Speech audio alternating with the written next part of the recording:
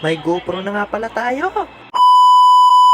What's up again mga kakulo? For today's video ay mag-unbox tayo ng GoPro natin. Kaya wag na tayong magpaligoy-ligoy. Tara, let's go!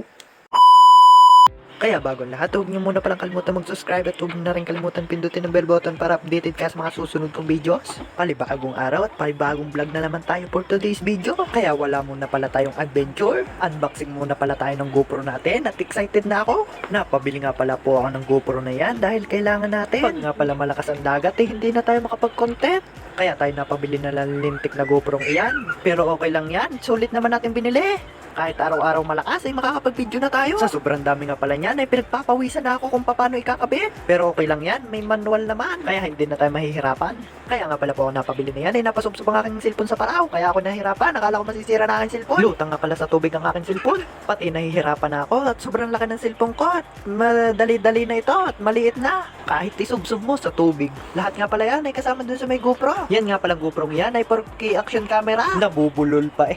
Ang kinagandahan nga pala ng GoPro yan ay pwede i-connect sa cellphone, Wi-Fi to Wi-Fi. Ito na nga pala ang pinakamurang GoPro. Kaya hindi ko na pinaligoy-ligoy, binili ko na para sa inyo. Kaya huwag nyo nang palang kalimutan i-follow ang aking page. Please follow Anli Kapadya, like and share.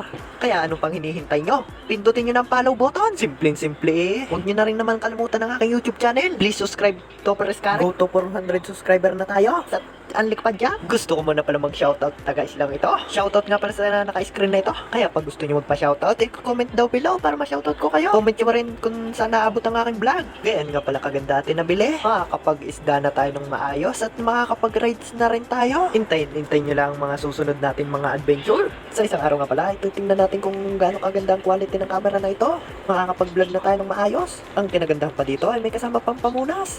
At bumili na nga rin pala ako ng SD card 32MB. Kaya hanggang dito na nga pala ang ating video. Salamat sa nanonood. Please subscribe Anli Kapadya. At huwag nyo rin kalimutan pindutin ang bell button para updated ka sa mga susunod kong videos. Kaya ano pang hinihintay nyo mga kapadyak? Bye bye!